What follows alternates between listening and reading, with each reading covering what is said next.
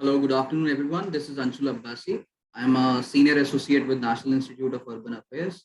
Along with me, I have my co-author, architect Samreen Sultan, who's a PhD scholar at Jamia Millia Islamia. And today we'll be talking about the paper we authored together on the title "A Study of Morphological Changes in an Urban Village by the Virtue of Contextual Development: The Case of Kalu Sarai." So Kalu Sarai is an urban village.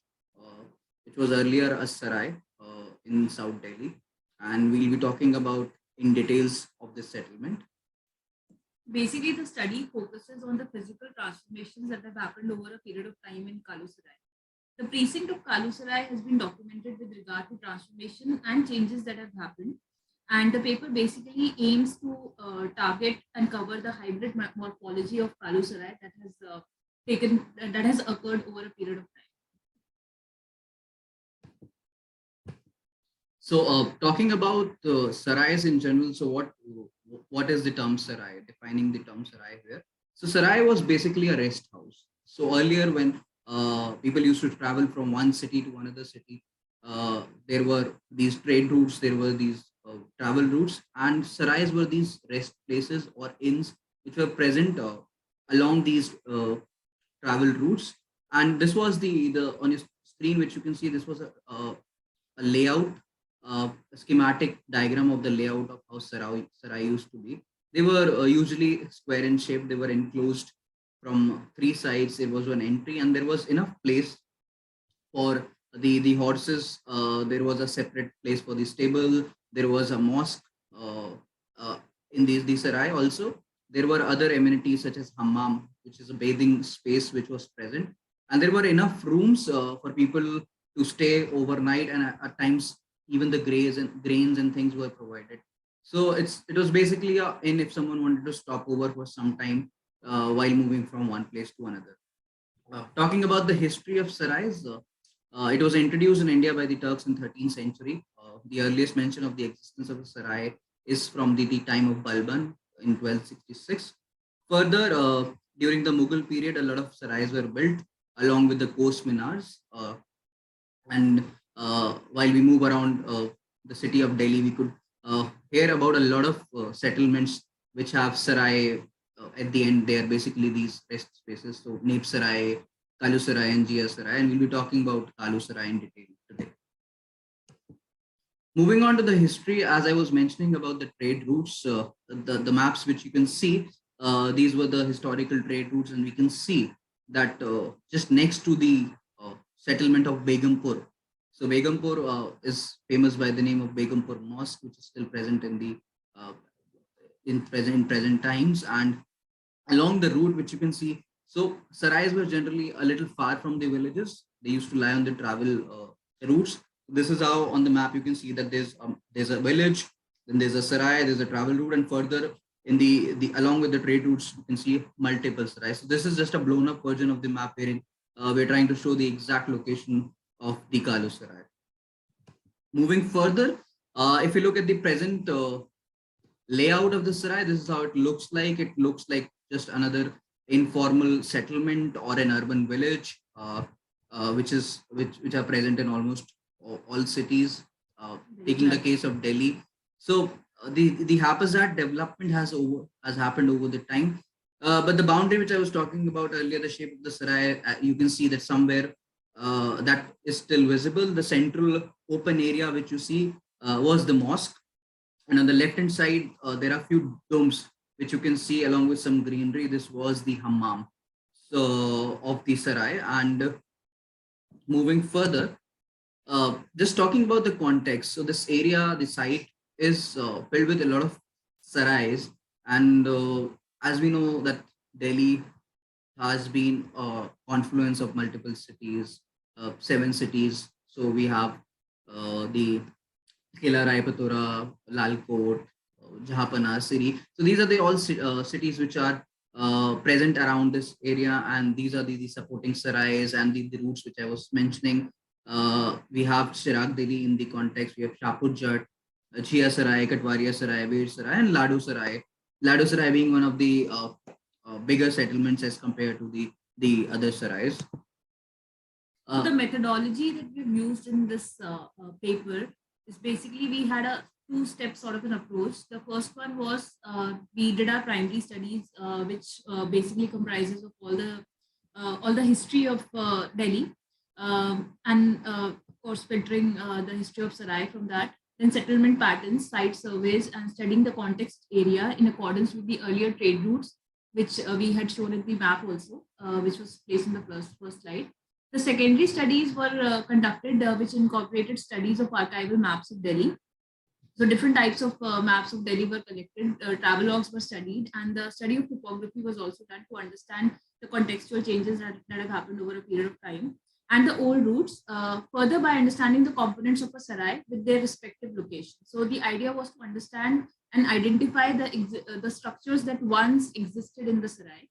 And the second part of it was to understand the influence and impact of contextual development that happened in the Sarai. We had studied it through geospatial mapping of the site and also by evidence analysis, which was done by ground truthing method when we visited the site and we did a documentation of the area, photographic documentation, just to understand the present situation, which is the present situation that's prevailing in the Sarai. So that was the approach that we had to understand the case better.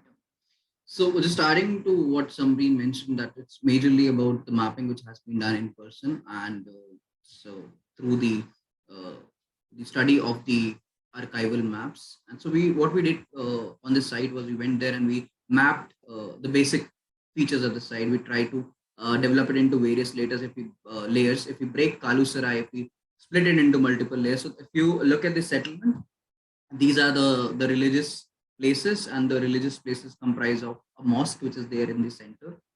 There are a few heritage buildings still left. So those are, so if you see the quantum of heritage buildings is very less now. It shows that a lot of new construction, a lot of changes, a lot of transformations have happened to this area. On the southern side, you can see the green patches and open spaces are available. So next to there is a settlement, which is a plant colony, and that is why the supporting green areas have been developed there. The rest of the areas are built.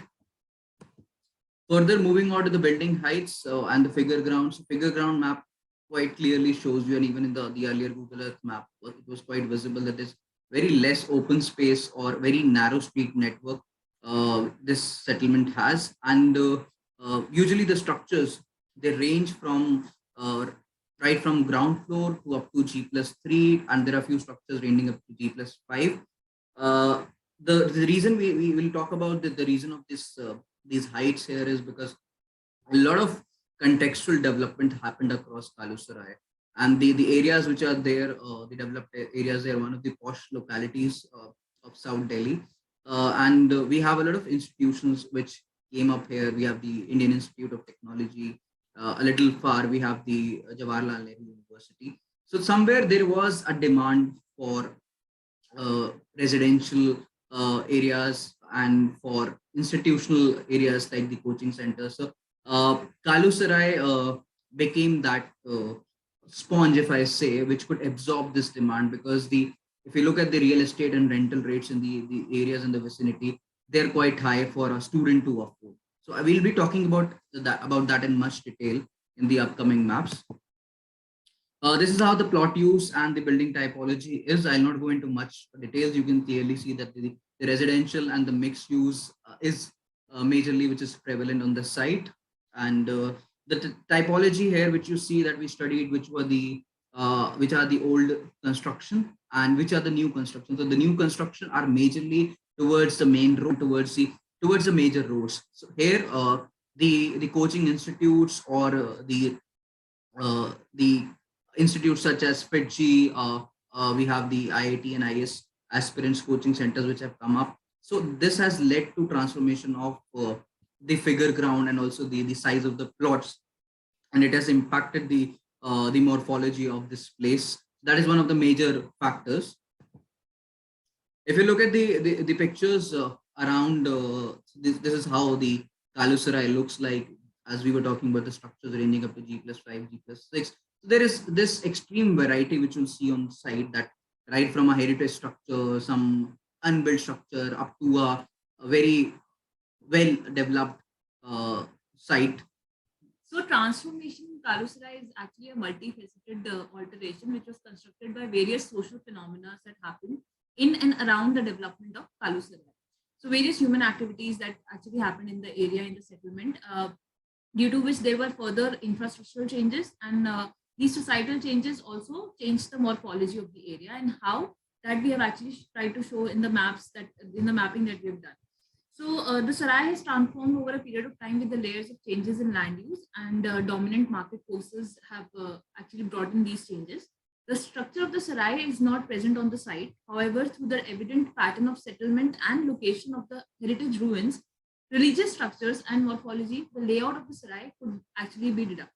It can still be deducted. So these are the different stages in which the morphology has changed over a period of time. The Sarai, which existed just which acted as a sarai, and later on development happened around it. It became an educational hub also, further leading to the merging of plots, and also houses going incremental, and a lot of houses were turned into PGs, so which actually changed the form of the buildings in Sarai, and that you'll be seeing in the pictures also in the incoming. So yeah, talking about the thing which I was talking earlier in the earlier slides, if you look at the plot sizes now and you look at the heights, so Kalusara has transformed into an educational hub, I've already mentioned, with multiple institutes preparing students for competitive exams due to the vicinity of IIT and JNU. And due to more demand of space of coaching centers, the initial buildings, which were 1 to 2 floors, has now they've not gone to 4 to 5 floors, because there's a ample amount of students which come into, and that is where a lot of these institutes have bought the. So coming to the analysis part of our paper, we'll be majorly talking about the morphological transformations and a lot of which have happened due to a lot of economic impacts and the development which has happened in the vicinity. So due to the high rental prices in the adjacent plant colonies, which I earlier mentioned, Kalusara has emerged as that sponge absorbing and catering to the demand that they that has emerged due to the development of these institutions. Most of the commercial activities are on the roadside buildings, or the buildings which are near to the Sri Aurobindo Mark, which is the major road towards the west of the settlement. The development has led to encroachments and narrowing of the streets within the settlement. So when there is a rise in demand, and even a square foot matters, the encroachment is bound to happen, and the fabric is quite cluttered. Although the institutes and housing demand by students has been economically beneficial for the residents, as this has provided them with a source of income directly and indirectly, but has led the morphological transformations, leading to a compromise to the quality of life of the residents.